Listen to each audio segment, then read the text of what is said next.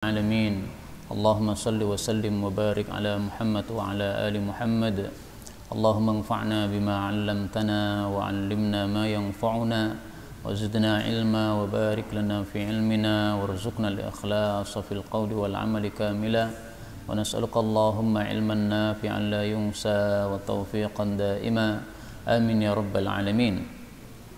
Alhamdulillah kaum muslimin rahimani wa rahimakumullah. Malam ini kita sudah masuk tanggal 26 Sya'ban 1442 Hijriah. Karena itu malam ini kita tidak akan membicarakan tafsir sebagaimana biasanya, tapi malam ini kita akan membahas tarhib Ramadan.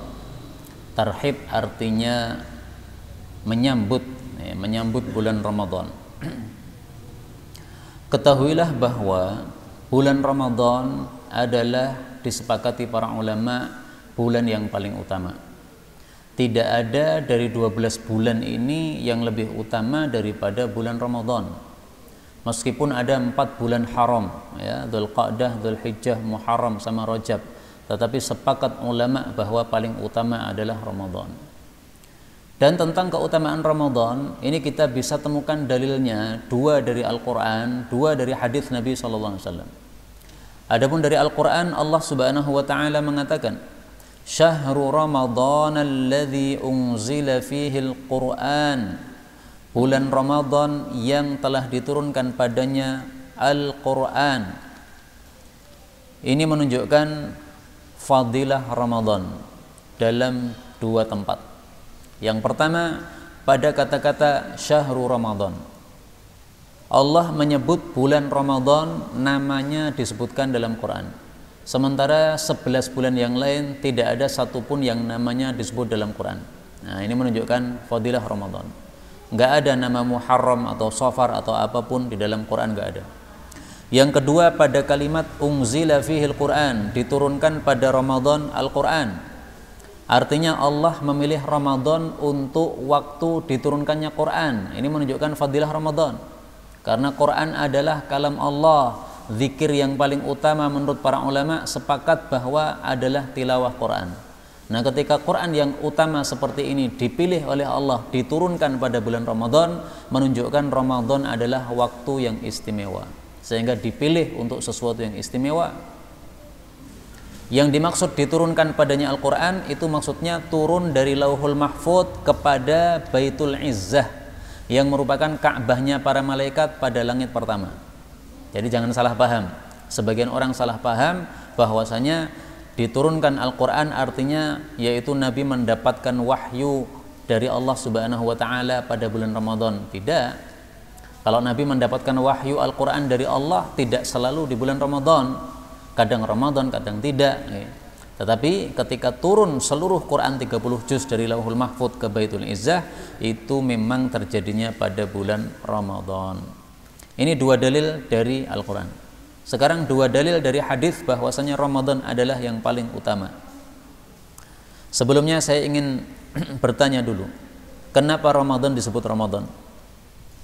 Ternyata para ulama mengatakan innama summiya Ramadan, tiada lain disebut Ramadan li'annahu, karena Ramadan itu yarmidu, merramadhani alias membakar adzunuba, dosa-dosa. Jadi Ramadan artinya pembakar. Kenapa disebut Ramadan? Karena membakar dosa-dosa. Alias dosa-dosa kita diampuni oleh Allah dengan sebab ibadah-ibadah yang kita lakukan pada bulan Ramadan. Ini perkataan para ulama ini ada dasarnya dari sabda Nabi sallallahu alaihi wasallam. Beliau mengatakan Ramadhanu ila Ramadan. Ramadan satu kepada Ramadan berikutnya adalah mukaffiratun lima bainahun, menghapuskan dosa-dosa antara Ramadan tersebut, idzajtunibatil kabair, apabila dosa-dosa besar dijauhi. Hadis riwayat Imam Muslim sahih. Jadi Ramadan hari ini atau tahun ini menghapus dosa-dosa selama setahun sejak Ramadan kemarin. Nah, inilah fadilah Ramadan, sehingga Ramadan itu penghapus dosa. Hadisnya sahih riwayat Imam Muslim. Dalil yang kedua bahwasanya Ramadan adalah sangat utama. Rasulullah mengatakan, atakum syahrul Ramadan, telah datang kepada kalian bulan Ramadan. Syahrun mubarak, bulan yang diberkahi oleh Allah. Berkah maksudnya banyak kebaikannya. Faradallahu alaikum siyamah, Allah wajibkan pada kalian puasa padanya. Tuftahu fihi abwabul jannah, dibuka padanya pintu-pintu surga. Dalam riwayat yang lain, pintu-pintu langit. Wa tughlaqu fihi abwabul jahim, dan dikunci padanya pintu-pintu neraka. Wa tughallu fihi maradatus syayatin, dan dibelenggu padanya setan-setan pembangkang. Wa fihi lailatun hiya khairum min alfi syahrin, di dalamnya ada satu malam yang lebih baik daripada 1000 bulan alias 83 tahun. Man hurima khairaha, siapa yang terhalang dari mendapatkan kebaikan Lailatul Qadar, faqad hurim, sungguh dia terhalang dari kebaikan. Hadis riwayat Imam Nasa'i sahih. Jadi ringkasnya, Ramadan punya 6 kelebihan. Kelebihan pertama, bahwasanya Ramadan adalah syahrun mubarak, bulan yang diberkahi. Kelebihan kedua, bahwasanya pintu-pintu jannah dibuka pada bulan Ramadan. Kelebihan ketiga, bahwasanya pintu-pintu langit dibuka pada bulan Ramadan. Kelebihan keempat, bahwasanya pintu-pintu neraka dikunci pada bulan Ramadan. Kelebihan kelima, bahwasanya setan-setan pembangkang dibelenggu pada bulan Ramadan. Kelebihan keenam, bahwasanya pada bulan Ramadan ada Lailatul Qadar, yang satu malam tetapi lebih utama daripada 83 bulan. Nah, ini hadis menunjukkan fadilah Ramadan. Karena itu sepakat para ulama, Ramadan adalah bulan paling utama. Dengan dasar 2 dalil dari Al-Quran, 2 dalil dari hadis Nabi SAW. Sebenarnya masih banyak dalil, tapi sudah cukup bagi kita 2 dari Quran, 2 dari hadis Nabi SAW. Bapak Ibu rahimani wa rahimakumullah, karena bulan Ramadan adalah bulan yang utama, maka perlu kita ingat kaidah para ulama. Apa kaidahnya? Mari saya tulis kaidahnya para ulama supaya semuanya paham. Kaidahnya mengatakan, al-amal fil waqtil fadil. Al-amalu, suatu amalan, fil waqtil fadil, yang dilakukan pada waktu yang utama, itu fadil, itu menjadi amalan yang utama juga. Maksudnya, amal soleh kita kalau dilakukan pada waktu yang utama, maka pahalanya lebih besar. Nah, karena itu kita harus yakin pada bulan Ramadan nanti, kita sudah masuk tanggal 1 Ramadan, itu semua sudah berubah. Semua amal soleh kita sudah berubah. Berubahnya bagaimana? Pahalanya lebih besar. Kita baca Quran pada bulan Ramadan, pahalanya lebih besar. Salat berjamaah pada bulan Ramadan, pahalanya lebih besar.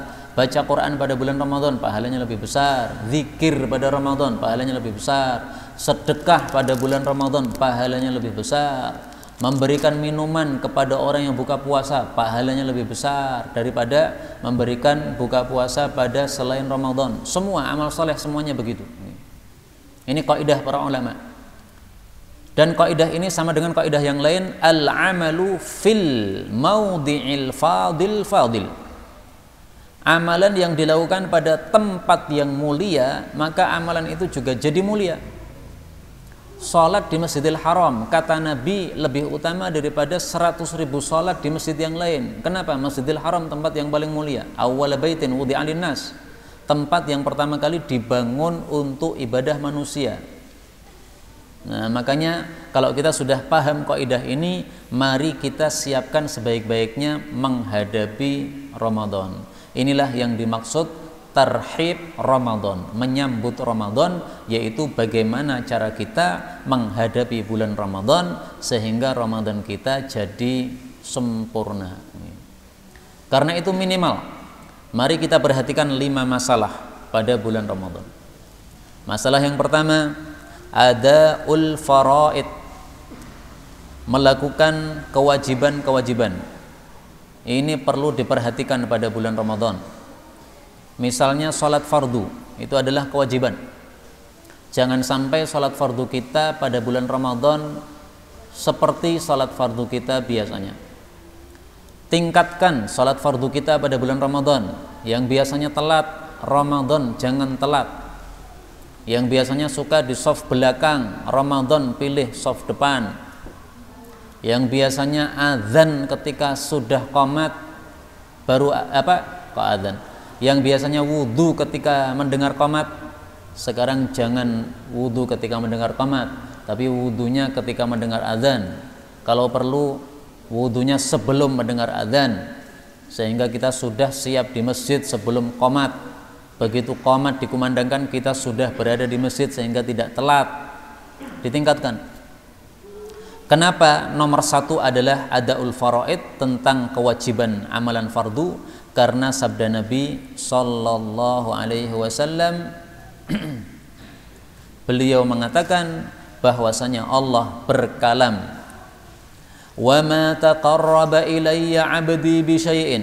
Kata Allah, tidaklah hambaku mendekatkan diri kepadaku dengan sesuatu apapun juga, ahabba ilayya mimma aftaradtuhu alaih, yang lebih saya sukai daripada amalan-amalan yang saya fardukan kepadanya. Jadi amalan fardu adalah amalan yang paling disukai oleh Allah, bahwa seorang hamba mendekatkan dirinya kepada Allah. Artinya semakin bagus ibadah fardu kita, semakin kita dicintai oleh Allah Subhanahu wa taala.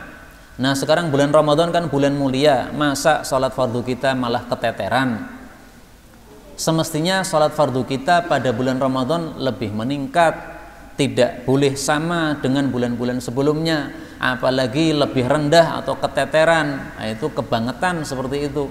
Waktu mulia kok malah amalannya tidak mulia, padahal kita ngerti bahwasanya pahalanya dilipat gandakan oleh Allah Subhanahu wa taala.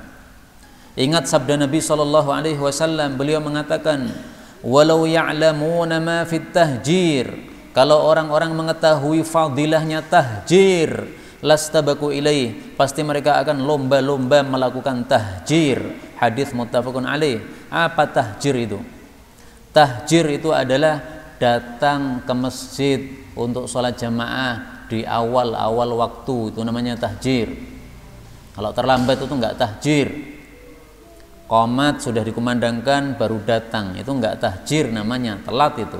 Tahjir itu kita berada di masjid, maka qomat pun kita mendengarnya dengan telinga kita di masjid. Itu tahjir. Yang kedua yang perlu kita perhatikan pada bulan Ramadan adalah nawafil as-salah. Salat-salat sunnah diperbanyak. Yang biasanya tidak salat duha, apalagi salat tahajud ditambah. Yang biasanya salat ba'diyah dan qabliyahnya tidak rutin, tidak tertib, pada bulan Ramadan ditertibkan.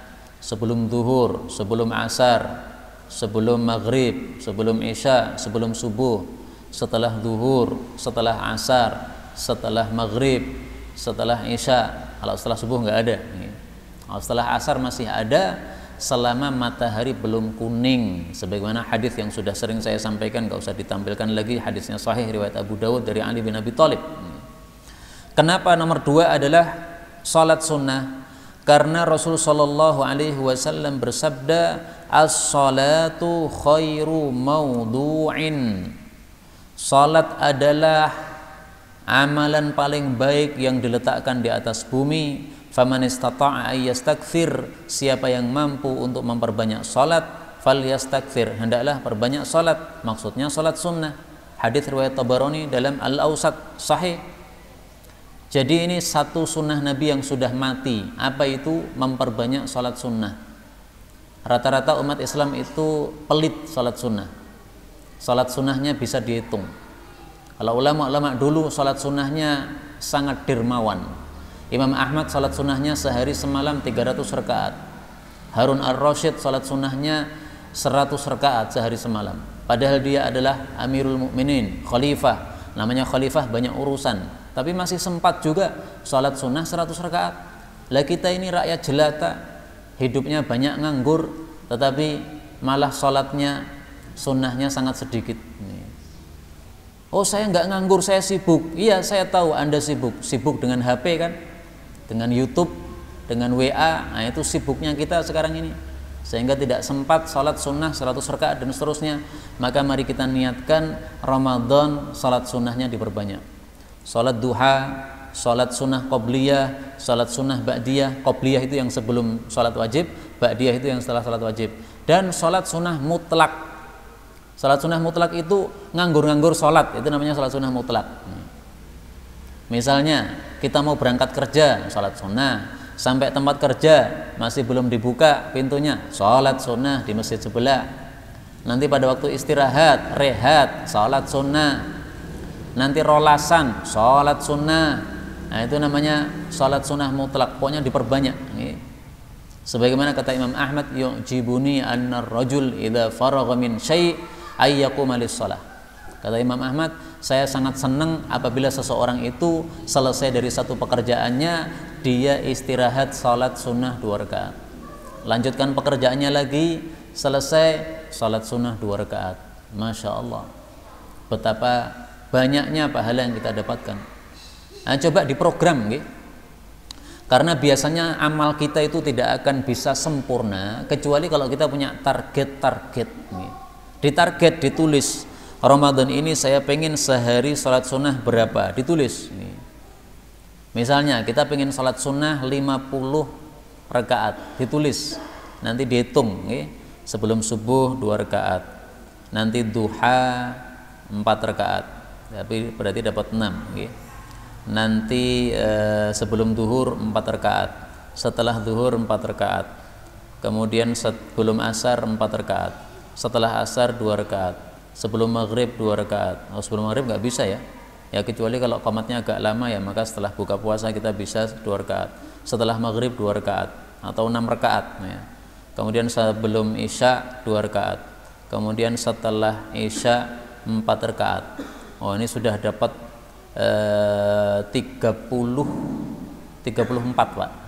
Nah udah dapat 34 tambah 11 sholat tahajud. Pokoknya dihitung sendirilah, pengen berapa ditulis. Kalau bisa 100 deh, Masya Allah. Tapi saya meragukan orang-orang zaman sekarang apa ya iso 1 rakaat. Meragukan, betul nggak bisa kita itu apa? Sholat sunnah sehari 100 rakaat.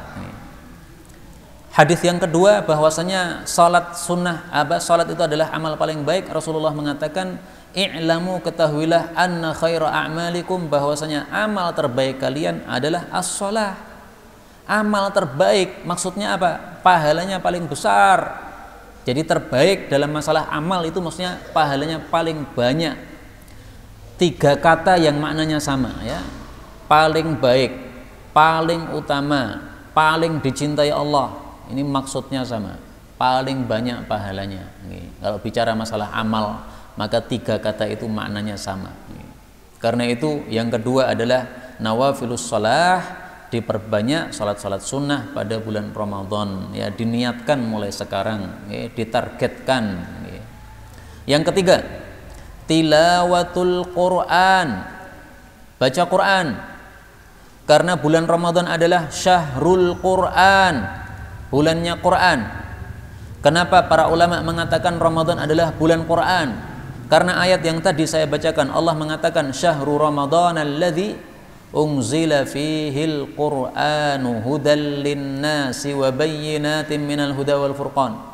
Ramadan dipilih oleh Allah sebagai bulan turunnya Quran, maka sepantasnya pada bulan Ramadan kita perbanyak baca Quran.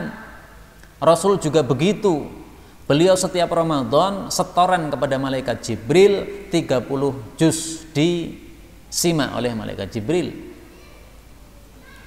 Di akhir hayat beliau setornya malah 2 kali. Biasanya selama Ramadan beliau setornya 1 kali. Tapi di akhir hayat beliau setornya 2 kali. 30 juz kali 2 kepada malaikat Jibril alaihi salatu wassalam.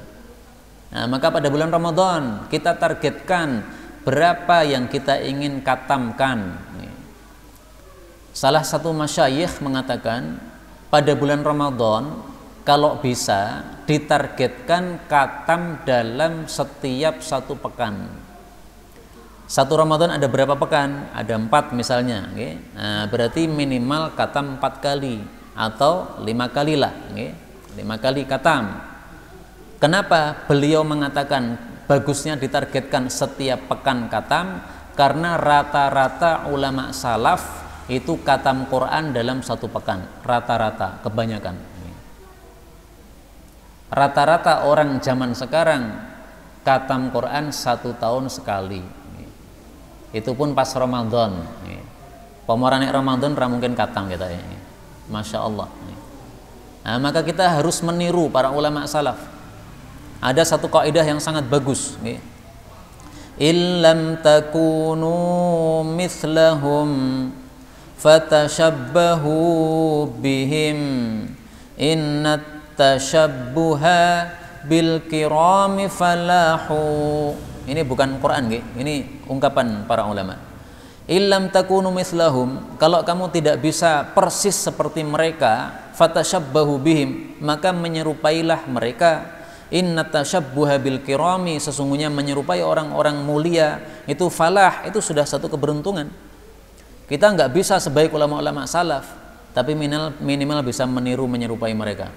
Mereka bisa katam setiap pekan. Nah, kita usahakan nanti Ramadan diniatkan setiap pekan katam. Ini saya hasung untuk yang sudah lancar, karena yang sudah lancar itu 1 pekan katam itu bisa. Loh kok bisa? Teorinya gimana? Gini, 1 juz bagi yang lancar itu setengah jam selesai. Nah, kita kan sholat 5 waktu toh Pak nggih? Subuh duduk setengah jam katam 1 juz. Zuhur duduk setengah jam katam 1 juz. Asar duduk setengah jam katam 1 juz. Maghrib duduk setengah jam katam 1 juz. Isya duduk setengah jam katam 1 juz. Loh kan sudah 5 juz nih. Nah, kalau 1 hari bisa 5 juz, itu nanti 1 pekan bisa katam. Nah, ini teorinya begitu. Maka sebenarnya bisa, hanya kita mau atau tidak. Yang lancar-lancar itu. Dan kalau mau, maka cara praktiknya adalah baca jangan keras-keras. Keras-keras belum 1 juz sudah habis tenaganya, sudah habis suaranya, lelah. Bacanya pelan aja, yang penting bersuara. Udah. Bismillahirrahmanirrahim. Alhamdulillahirabbil alamin arrahmanir rahim maliki yaumiddin iyyaka na'budu wa iyyaka nasta'in ihdinas siratal mustaqim siratal ladzina an'amta 'alaihim ghairil maghdubi 'alaihim waladdallin. Nah, udah gitu aja. Karena kita kan puasa, Pak. Haus, nggak boleh minum, nggak boleh, batal nanti. Nah, bolehnya kalau maghrib sama isya, nah, kita baca 1 juz sambil bawa kopi, nggak masalah. Tapi subuh, zuhur, asar nggak bisa bawa kopi nih. Nah, tapi tidak harus katam 7 hari. Pokoknya mari ditargetkan kita pengen katam berapa. Karena kalau tidak ada target, biasanya amalannya sak karepe dhewe, semau kuwi. Tapi kalau sudah ada target, itu biasanya tetap akan mengejar target. Saya pengen katam 1 Ramadan ini 3 kali. Oh, berarti Anda harus katam setiap 10 hari.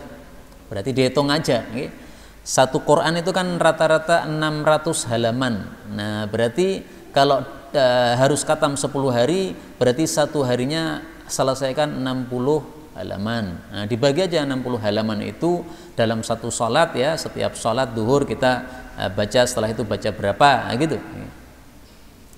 Saya yakin kalau azan kita sudah di masjid, setelah itu kita salat sunnah 2 rakaat, setelah itu kita membaca Quran, maka ini akan sangat membantu.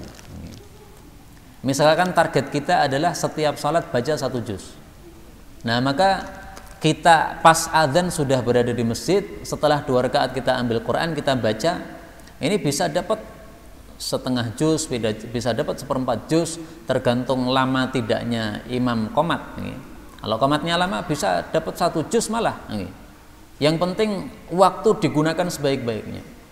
Karena itu sangat bagus kalau kita punya Quran saku, Qurannya kecil, bisa ditaruh di kantong. Begitu nganggur diambil Qurannya, dibaca. Bapak-bapak yang mengantar ibunya di pasar, ibunya kan yang keliling di pasar kan. Nah, kita kan cuma nunggu di luar. Nah, nunggu di luar daripada nganggur-nganggur kan bisa baca Quran. Nah, itu bisa katam dalam 1 hari 1 juz, sangat bisa kalau caranya seperti itu. Di kantong selalu ada Quran.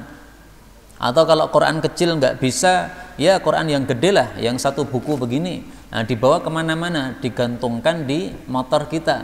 Nah, setiap kali mengantar orang, mengantar istri dengan motor kita, kemudian menunggu dibuka Qurannya, akan selesai juga.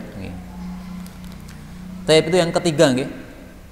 Kenapa yang ketiga ini adalah tentang tilawah Quran? Karena pahalanya yang sangat besar. Rasul sallallahu alaihi wasallam bersabda, "Iqra'ul Qur'an, bacalah Quran, fa innakum tu'jaruna 'alaih." Karena kalian itu akan diberi pahala dengan sebab baca Quran. Ama inni la aqulu alif lam mim harf.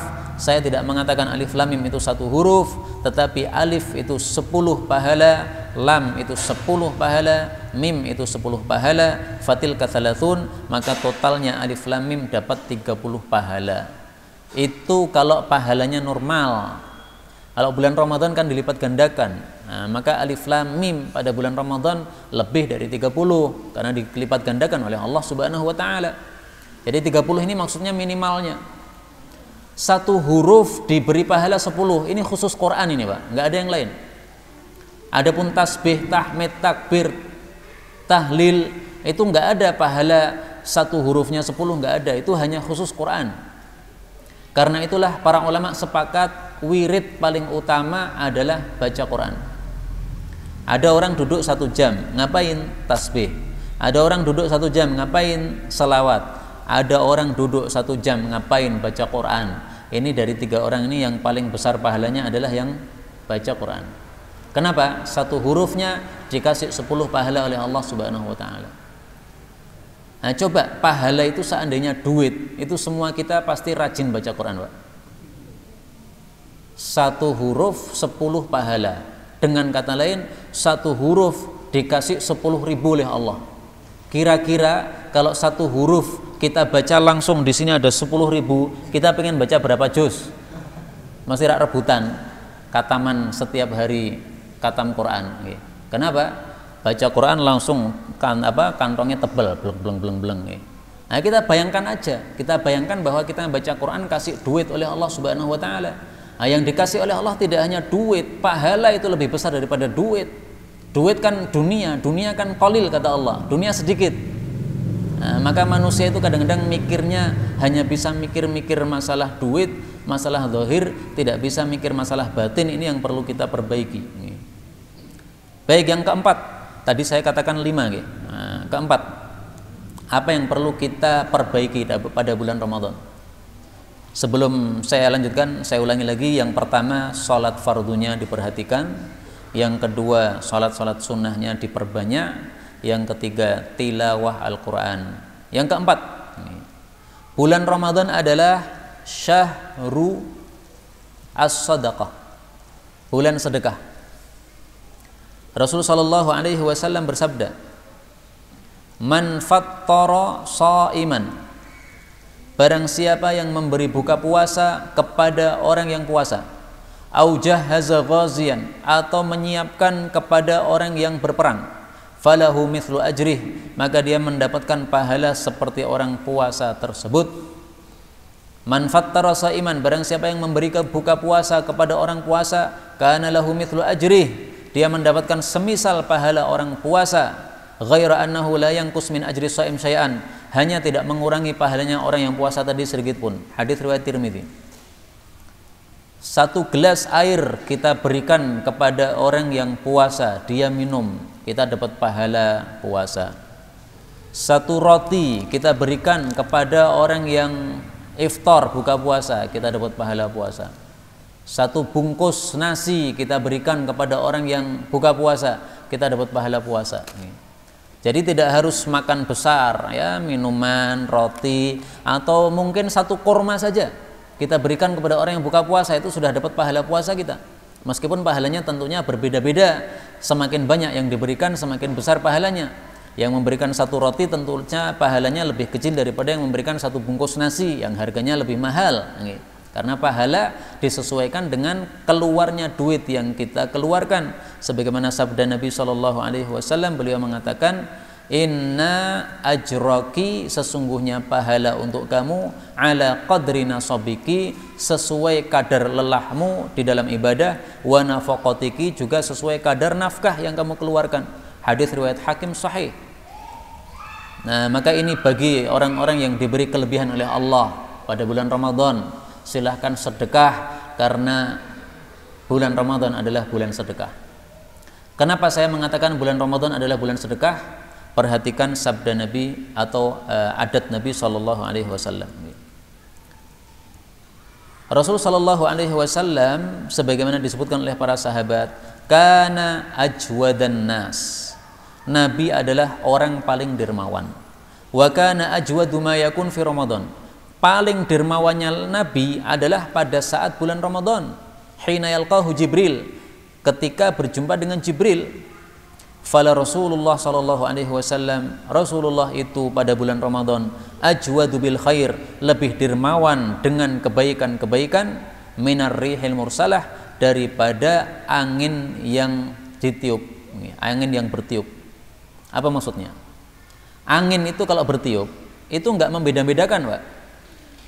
Mau ada tembok ya ditabrak, mau ada anak kecil ya ditabrak, mau ada pohon ya ditabrak, pokoknya kena semua. Nah, maka Rasulullah dermawannya pada bulan Ramadan juga begitu, enggak peduli siapapun kena kebaikan beliau. Tidak pilih-pilih, ini orangnya kaya enggak usah dikasih, ini orangnya cukupan enggak usah dikasih, enggak, semuanya dikasih oleh Nabi SAW. Kenapa? Ini bulan Ramadan, pahalanya besar, sehingga beliau tambah amalan sedekahnya. Ajwad, lebih dermawan bil khair, dengan kebaikan. Nah, kebaikan ini bisa dengan harta, bisa dengan yang lain-lainnya. Sesuai dengan kemampuan kita. Kalau kita tidak mampu dengan harta, karena memang kita bukan orang kaya, kita orang miskin misalnya, nah kebaikan apa yang bisa kita berikan? Kita dermawan dengan kebaikan apa yang bisa kita berikan? Apakah dengan membantu orang, apakah dengan kalau orang yang berilmu dengan mengajar misalnya, dan sebagainya. Nah, maka hendaklah bulan Ramadan kita tingkatkan kebaikan-kebaikan kita, terutama bagi yang diberi kelebihan kekayaan, maka ini adalah bulan sedekah. Yang kelima, berarti ini yang terakhir, al-azkar al-katsirah, zikir-zikir yang banyak. Maksudnya zikir yang banyak gimana? Zikir yang ditargetkan. Karena para ulama salaf dulu mereka biasanya punya target zikir. Abu Hurairah misalnya, dalam biografi beliau disebutkan, beliau punya biji-biji kurma, banyak. Jumlahnya berapa saya lupa. Anggaplah misalnya jumlahnya 1000 butir. Nah, maka beliau itu punya kebiasaan setiap hari wiritannya itu sampai 1000 kali. Sehingga jadi dengan butir kurma ditumpuk dalam satu tempat, nah, sambil wirid sambil dipindahkannya. Astagfirullah, astagfirullah, astagfirullah, astagfirullah. Tidak akan berhenti dalam satu hari itu dari istighfar kecuali bijinya tadi udah hilang, udah habis. Nah, kalau udah habis berarti sudah 1000 kali, udah sesuai target. Nah, ini yang perlu kita terapkan untuk kondisi kita. Karena rata-rata kita itu ya zikir tapi hanya terbatas. Kamu tasbih, ya saya tasbih. Berapa kali? Paling 3 kali setelah sholat. Nah, bisa dihitung itu 33 kali 5 kali tok. Itu pun kalau sempat. Kalau nggak sempat dikorting biasanya. Yang biasanya ba'da sholat 33 dikorting jadi 3 kali tok langsung ngacir, kan ngoten. Nah, maka pada bulan Ramadan mari kita punya target zikir. Zikir apa? Terserah. Kalau misalnya pengen salawat, ya berarti targetkan salawat. Atau berganti-ganti zikirnya. Pada hari pertama Ramadan kita pengen target salawat, perbanyak salawat. Pada hari kedua kita pengen target alhamdulillah, perbanyak alhamdulillah. Kenapa saya sering atau selalu mengatakan target itulah yang membantu kita untuk semangat. Kalau nggak ada target biasanya amalnya semaunya. Kalau tidak mau ngitung, saya malas saya ngitung-ngitung gitu. Udah, nggak usah dihitung, nggak apa-apa. Yang penting target kita adalah sehari itu ahli selawat. Maka setiap saat bibirnya nggak pernah berhenti. Allahumma sholli ala Muhammad, Allahumma sholli ala Muhammad, Allahumma sholli ala Muhammad. Besok lagi targetnya tahmid. Ya sudah, berarti hari itu pokoknya fokus tahmid terus, tahmid terus, tahmid terus. nggak akan berhenti tahmid kecuali kalau digunakan mulutnya. Diajak bicara orang ya ngomong, lagi ngobrol bersama orang, ada tamu misalnya, ya sudah tahmidnya berhenti dulu. Nah, ini yang perlu kita perbaiki pada Ramadan kita kali ini supaya lebih baik, supaya kita termasuk orang-orang yang sukses. Pertama, ya saya ulangi lagi, salat fardunya diperbaiki, yang kedua salat sunnahnya diperbanyak, yang ketiga tilawah Al-Qur'annya ditambah, ditingkatkan karena Ramadan adalah bulan Al-Qur'an, yang keempat Ramadan adalah bulan sedekah, yang kelima Ramadan paling bagus kita mempunyai target zikir yang banyak kepada Allah Subhanahu wa taala. Saya tutup pertemuan kali ini dengan menampilkan hadis-hadis fadilah zikir. Yang pertama, sabda Nabi sallallahu alaihi wasallam, hadis qudsi, Allah mengatakan, ana ma'a abdi, saya akan selalu menyertai hambaku, ma dzakarani, selama dia zikir terus padaku, wa taharrakat bi syafatah, dan kedua bibirnya bergerak-gerak karena zikir kepadaku. Hadis riwayat Ibnu Majah sahih. Rasul sallallahu alaihi wasallam juga bersabda, ala ukhbirukum, maukah saya beritahu kepada kalian